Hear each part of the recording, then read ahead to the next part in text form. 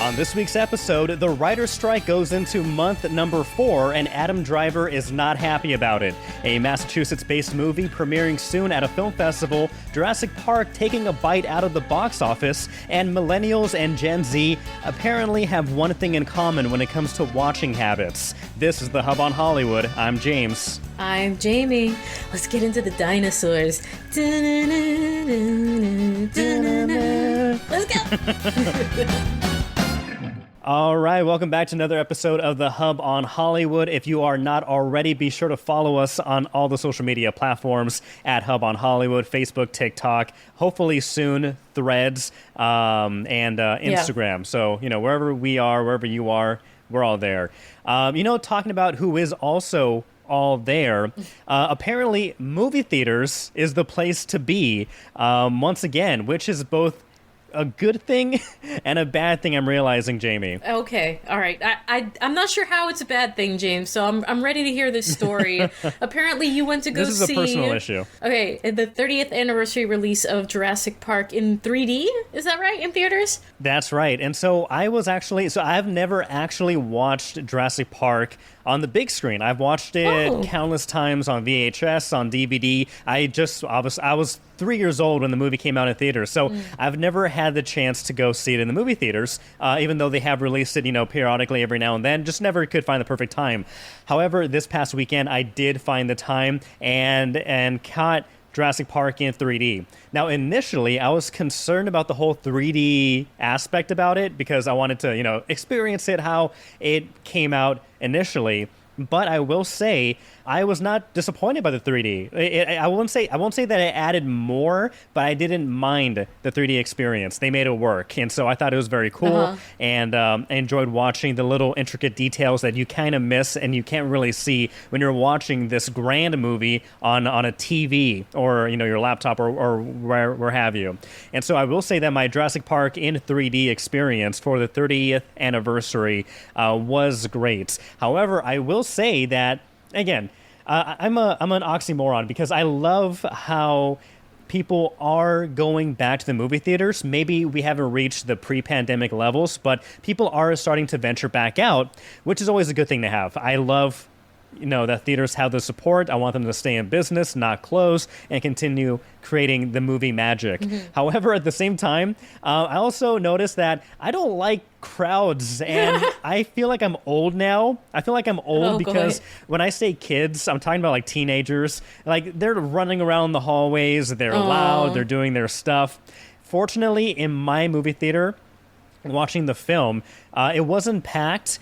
However, there was, I think, during the last 10 minutes of the movie where obviously the climax is happening, you have like these two teenagers kind of go into like the side booth area and they pull their phone out. You can kind of see it at the corner of my eye. And then there's like a little kid who they're with. I think they were down with their parents. They came running up and down the stairs like once or twice. It wasn't the most egregious thing, but I'm like, you're watching Jurassic Park. You guys are lucky in the theater.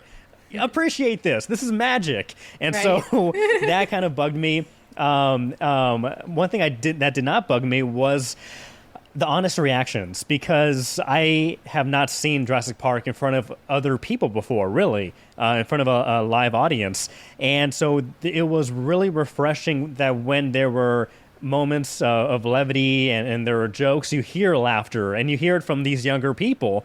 And then when there's a scary moment, you hear like a gasp. And that, at the core of it, is why I love movies. I don't like the talking, I don't like the running around, but I love the honest reaction, the emotional response that these movies can create. And so that I appreciated. Now, when I left the movie theater, I'm almost done with my rants. When I left the movie theater, it was even more crowded. It was even more crowded, and I was glad that I was leaving because, again, I'm old now, where anybody younger than 18, if they're just talking near me, I'm like, oh, go away. I'm sorry. I can't even right now. I'm an old man now, Jamie. I'm an old man is what I'm saying, basically. James, if you're an old man, what am I? Okay, stop it. Oh goodness! fine, Well, you're if you happen to catch, a show times for Jurassic Park in the future at your local theater and you haven't Yes. seen it, go ahead and see it. I was like smiling from ear to ear, right from the beginning because it was magical. I love that. It was a magical experience, and I really want to watch more movies that I watched as a kid and never got to in the movie theater because, I loved all those feelings. Well, you know what? I get it. I get it. And you had this wonderful experience, and it was just those little. I guess you could probably compare them to, the little dinosaurs with that flare out at the neck. They're like they come up and they just mess things up and they chase you down and tear you apart. Like those. That was me in the movie theater. That was me going when people were walking around. Oh, because you wanted to go after spit at them. you. Like, if only, right? I'm gonna spit at you. Great. Basically. Well, I'm glad they weren't real, though. I'm glad you didn't get eaten at the theater. No. I want to go back to the movie theater, so I don't want to be banned. Exactly. Well, from one Steven Spielberg movie, Jurassic Park, to another, let's talk about Jaws, which, of course, was filmed in Massachusetts. That's right. We heard recently, maybe several months ago, Steven Spielberg was interviewed, and he expressed regrets over the impact that Jaws has had on the shark population in the world. It created this image of all sharks being man-eaters and out for blood, and they're evil, and you don't want to mess with them. It led to a lot of killings, and it's no fun. However, I don't blame Steven Spielberg. I don't think he should feel that guilt or remorse, but that is just one side effect that the movie had, unfortunately. Somebody who is also impacted by the aftermath of the Jaws legacy is the model who was actually used in that iconic artwork for the Jaws poster. Because the Jaws poster has Jaws swimming upwards with his teeth showing, and you have that swimmer just swimming right in the water, not above the water, at the water's surface. Yes. She recently spoke out about it, talking about how it was a great experience. But Alison Maurer Stern was the model, and after the movie, she became a really big supporter for conservation and protecting sharks and nature and everything. She says you should be cautious and everything, obviously, when you're in the water because you're in their zone. But she hopes that the people wouldn't leave that movie with such a negative feeling towards sharks, kind of highlighting how amazing creatures they are and how important conservation efforts are, too. I really like her advice here. She makes the point that the sharks are there for the seals. They're not for you. And her advice, don't dress like a seal. But also, yes, you are in their domain. That is where sharks live. My father-in-law, I'm going to make sure he listens to this. Every time they're like, there's sharks in the water, right? The breaking news, there's sharks in the water. Everybody has to get out of the sea. It's like, where else do you expect the sharks to be? That's where they live. That's where they are. That's where they're supposed to be. You don't want the sharks on land. You don't want the, Sharknado. You don't want anything else. You don't want the sharks anywhere else than where they're supposed to be. It's the people that aren't necessarily supposed to be there. But loving animals, it just brings back memories, too, of Steve Irwin, who he was my spirit animal. Oh, yeah. He was my spirit person. And I don't know if you remember Shark Weeks. I believe Shark Weeks on Discovery Channel. Oh, of course. Kind of came to be because of him. Yeah, they're still going. And there were just scenes of him in the water, I'll never forget, hugging a tiger shark. Just, hey, buddy. He grabbed a target shark, was hugging it right next to him. The thing was, Crikey. chomping its big-ass jaws, right next to him. And he's just like, this is my buddy. This is my pal.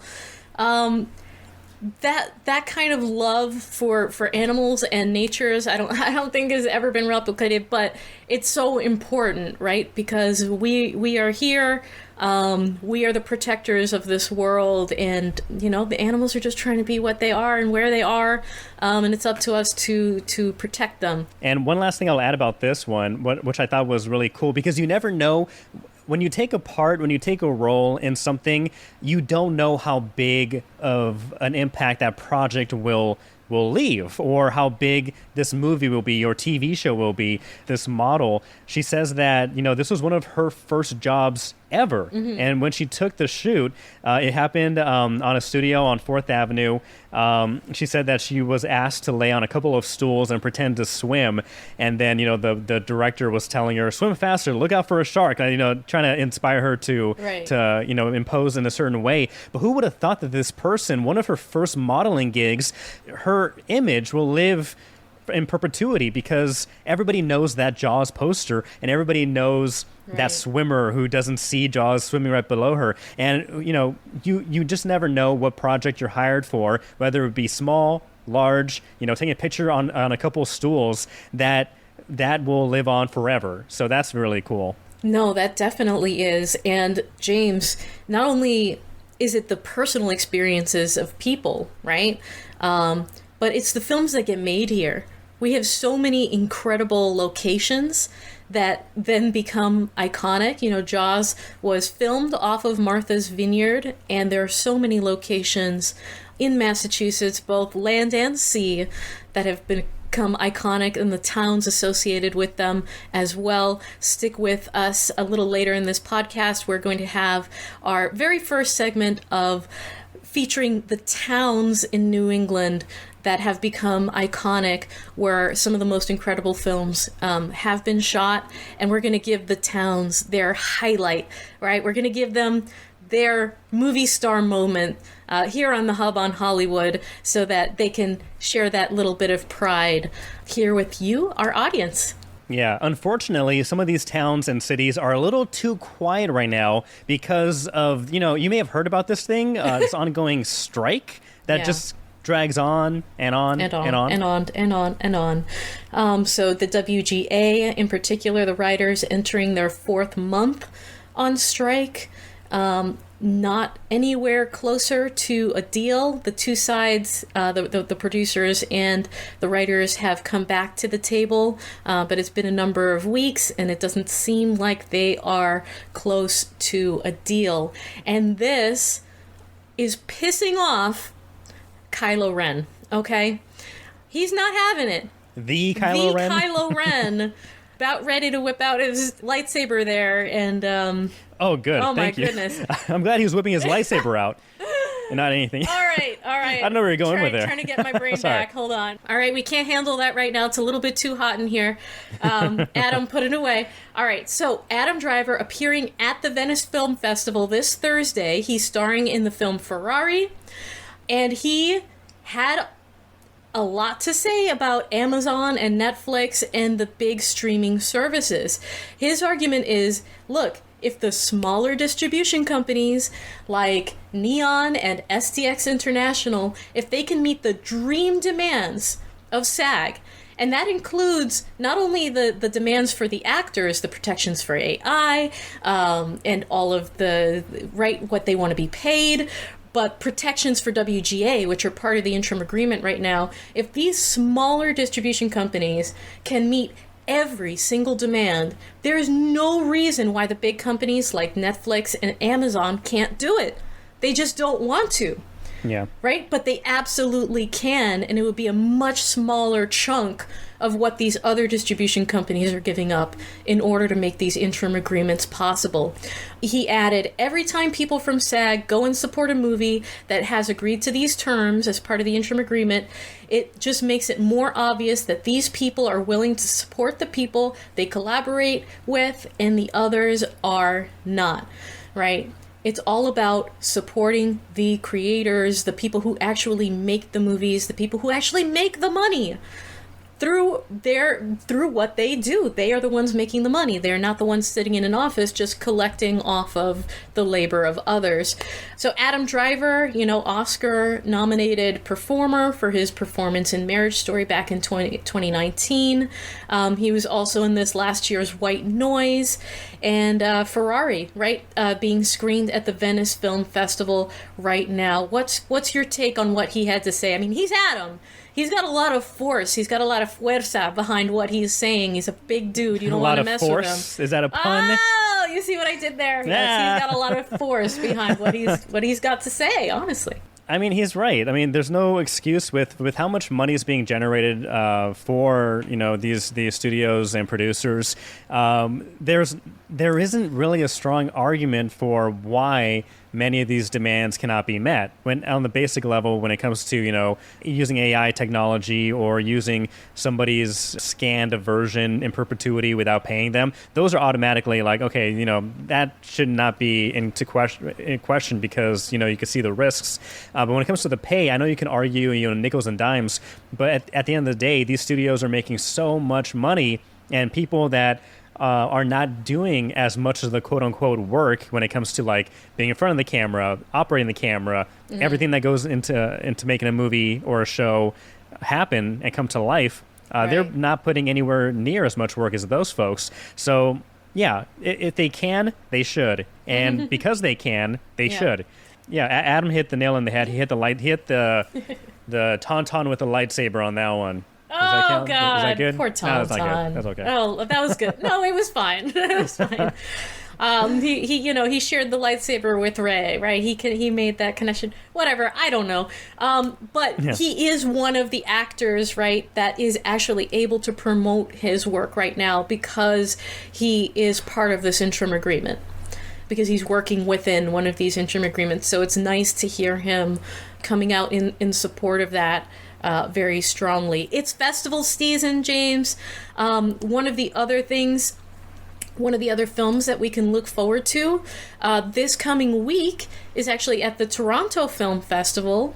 We're going to be getting our first look at The Finestkind, which was filmed here on the North Shore in New Bedford predominantly, starring Jenna Ortega and a number of other folks. So that's really exciting as well. Oh, absolutely. I'm actually really looking forward to this one. Again, it has a great cast, as you mentioned. Jenna Ortega, Tommy Lee Jones, Ben Foster, who I'm a big fan of, and also Clayne Crawford, who you may remember from Lethal Weapon, the series that was canceled, unfortunately, and he was fired from after the second season. So very glad Clayne Crawford we're a fan of him in the Casa de Rojas, and so glad to see that he's going to be in this movie that I'm excited for. So yeah, the faster this can come out to a theater near me, the happier I will be. I love that. That's great.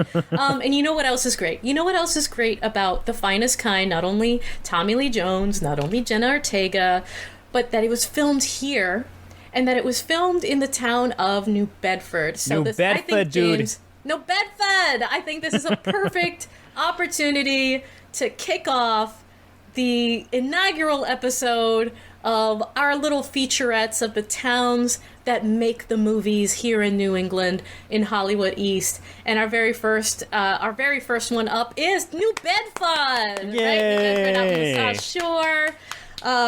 Finestkind is going to be the latest one that, the latest film that has come out. Filmed in New Bedford last year. There was a really exciting scene, right, that was done on the New Bedford Fairhaven Bridge. On the last day of shooting, they had helicopters and drones and boats, so really exciting stuff. They've got a ship that takes place where a lot of the action takes place predominantly. This movie is about a young woman and two brothers who work a fishing boat, and they get mixed up with the mob, with some criminal elements and everything that kind of falls out there. But there's lots of other films that have been made here pretty much since the beginning of filmmaking, James, including 1956's Moby Dick, Call Me Ishmael. Also on the list, now this one's a little closer to our current situation, but Jungleland came out in 2019 about two brothers who try escaping their circumstances by traveling across the country for a no-holds-barred boxing match that becomes a fight for their lives. Wonderful. I haven't seen that one, but I have seen actually this documentary, the Lobsterman documentary, starting in 2019, that featured the journey to the coast of New England from the coast of New England to one of the richest fishing grounds in the world, out in the North Atlantic, and it follows this group of ambitious men taking on the harsh waters, right, in a quest to capture lobster and make their quotas and make the big bucks out there. There are a lot of those, actually, that are based here in New England, that follow the deep sea fishermen and lobstermen, being one of them that's based out of New Bedford. Now, this it is not so closely tied to the sea or to lobsters, but Night and Day, starring Tom Cruise and Cameron Diaz, also filmed scenes in New Bedford about a young woman who gets mixed up with a disgraced spy who is trying to clear his name. That one actually has a lot of really cool stunt performance. I watched Corridor Crew, where they invite stunt women and stunt men on to break down some of their scenes, and there's some great scenes on a motorcycle and a lot of other action fighting sequences. So Night and Day, if you're looking for a fun, kind of lighthearted romance action comedy, Night and Day, starring Tom Cruise and Cameron Diaz. Shots, of course, because it's placed in New Bedford. Shot in New Bedford. Because it's Tom Cruise, and Tom Cruise he always does his own stunts, and that's what he loves to do, and he loves to do it in New Bedford. So shout out to New Bedford. If you're from there and you've got a story to share about the films that have been made in your town, reach out to us here on the Hub on Hollywood. And where should we go next? What town should we feature on our next segment, on our next episode of the Hub on Hollywood? Let us know. Pitch your town, and we'll talk about it next.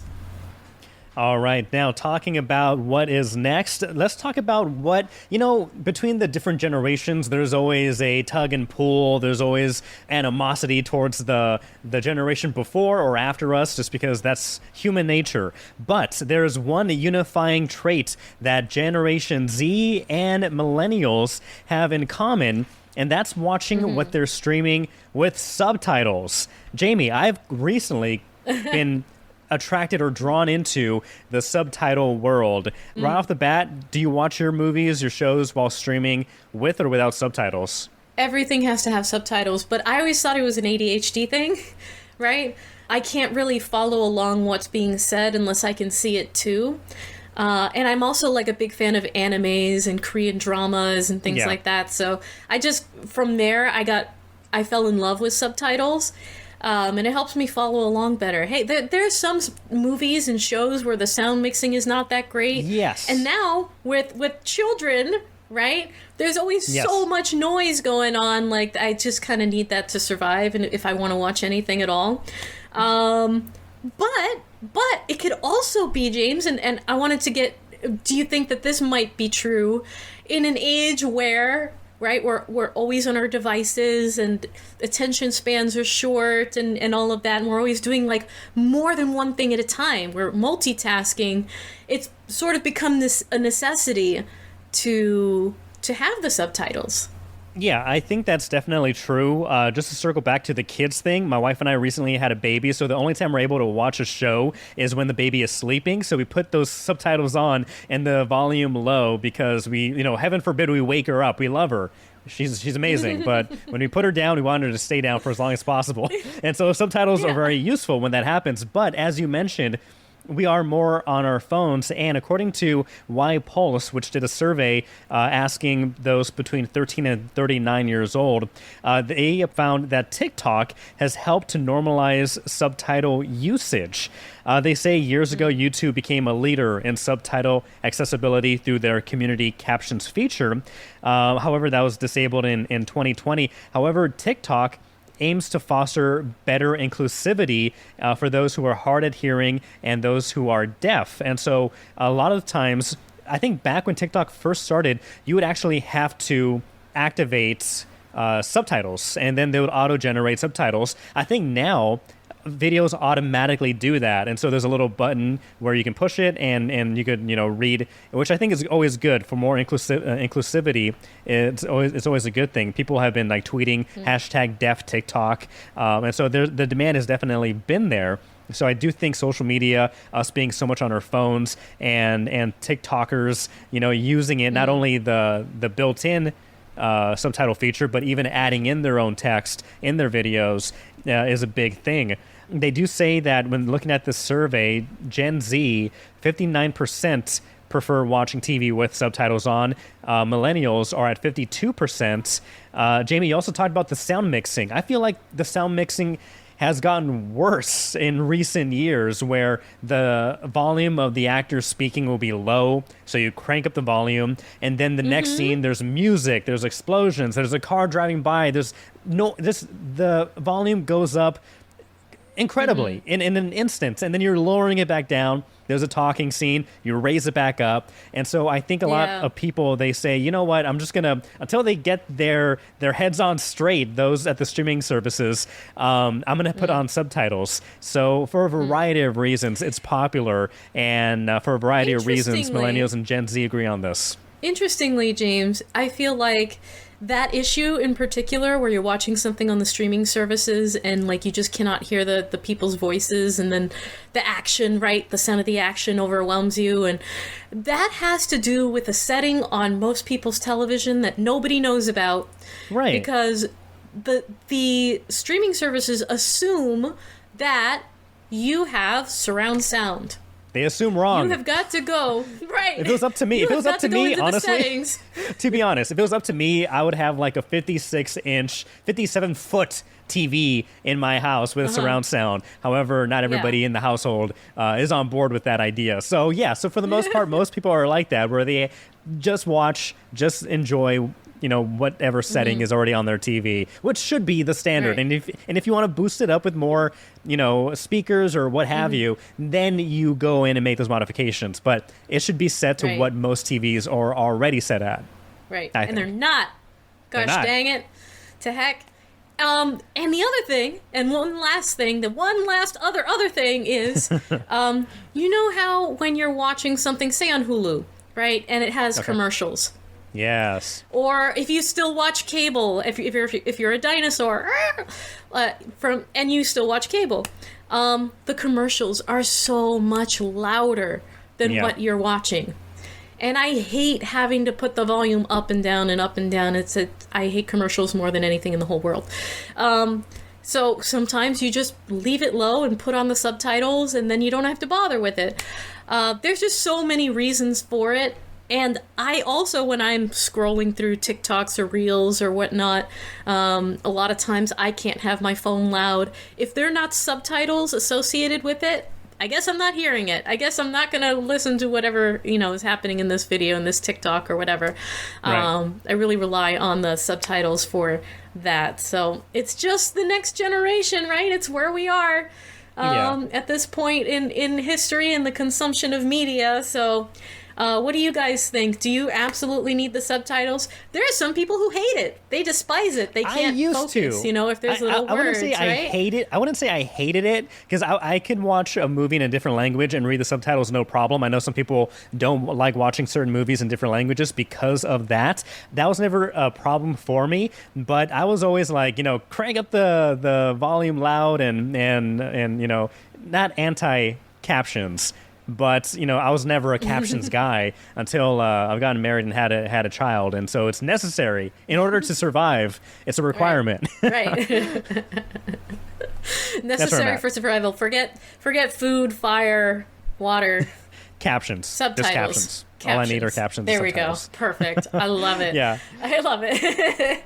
Awesome. So let us know what you guys think. Find us, Hub on Hollywood. We're everywhere that you want to be. Before we get going, James, I just wanted to ask you one last question. Have you been able to watch anything this week? Anything we need to be seeing? Or that you've seen? I've watched, my wife and I she watched it for the first time, The Incredibles. Great, fantastic movie. I've been talking and singing its praises for years now. We finally got around to watching it, and she really enjoyed it. And we watched the little Incredibles shorts, like Jack Attacks, and, Hanging with Aunt Ellen, or Helen. So The Incredibles were a good watch. Also, we watched another movie that my wife enjoyed. Oh, Do you remember the movie Heavyweights? It came out in 1995, starring Ben Stiller, Jerry Stiller, about like this fat camp and a bunch of kids get sent to lose weight, No. and then it gets taken over by Ben Stiller's character, who's like this guy who reminds you of the character from Average Joe's, like Globo Gym, that dodgeball. It's from Dodgeball. And so he kind of is very similar to that, like very kind of crazy fitness guy. So if you haven't watched Heavyweights, it holds up. It's a 90s movie. We thought it may not because its premise is like surrounding like fat kids, but surprisingly, it's not offensive. It holds up very well. We had good laughs. They're good characters, and Ben Stiller is hilarious in it. So Heavyweights is one that we watched recently and that we enjoy. Oh my gosh. Well, now that you mentioned like 90s movies, I did actually stumble upon a 1996 mutant movie, right? Like long before the Teenage Mutant Ninja Turtles? All the No, I mean like Was that 89? The hold on a second. I'm talking about like the X-Men. I'm talking about like X-Men movie from the 90s that nobody remembers. Yes, the first one. An X-Men movie. It's an X-Men related movie. It's not the X-Men, okay, but it's in the universe. It's in the X-Men universe. It came out in 1996. No one remembers it for very good reason. It was bad. Do you know the name of it? I'm gonna look it up. Yeah. So it's called Generation X. It aired on Fox in February of 1996, and when I tell you it's bad, it's like so bad that it's good. But it was based off of the X-Men franchise. It's about new teenage students at a school for mutants and how they try to stop an evil scientist from controlling the world's dreams. Okay. That sounds like a lawsuit. I feel like Marvel had a case for suing this. So is it Marvel related, or just the idea of these teenage mutants using their powers for good? No, these were actual mutants from the X-Men universe, from the comic, universe. Interesting. And the villain in particular is so awful. The writing is bad, the acting is bad, the premise is bad. Like, this guy was trying to be Jim Carrey in an era where, Jim Carrey was king. Like, that was his prime and his time. Yeah. So this villain is like trying to be Jim Carrey, but just cannot. Right? It follows Jubilation Lee, the character, the X-Men Jubilee. character Jubilation Lee. Yeah, Jubilee. Emma Frost is in it. Sean Cassidy. So all of these like big X-Men characters were in it, but the acting is abysmal. It is awful. It is so bad that it is hilarious to watch. So grab like popcorn and snacks and all of your friends, and this is the kind of movie that you can sit around and watch and just laugh yourself silly, because it is so unintentionally hilarious. And a lot of people don't know that this movie existed, right? This was like the first sort of foray into comic book movies that was done in the 90s, and it was just very quickly forgotten. So Generation X, you can find it online. I found it on YouTube. The whole movie's on YouTube. Made in 1996. If you need a laugh, I recommend going back and checking that out. All right. Well, we're putting that on the playlist. Maybe not, but that's a good find. That's a good nostalgia find at the very least. Well, let us know what you are watching at home or at the movie theater. We would love to hear your review, your take. Have you watched Heavyweights? Have you watched Generation X? What do you think about The Incredibles? It's an incredible movie. We love it. So thank you again for tuning in for the Hub on Hollywood. Again, follow us wherever you are on social media at Hub on Hollywood. You can catch our episodes on YouTube and wherever you listen to podcasts, including iHeartRadio. But for the Hub on Hollywood, I'm James. And I'm Jamie. We'll catch you next time. Bye.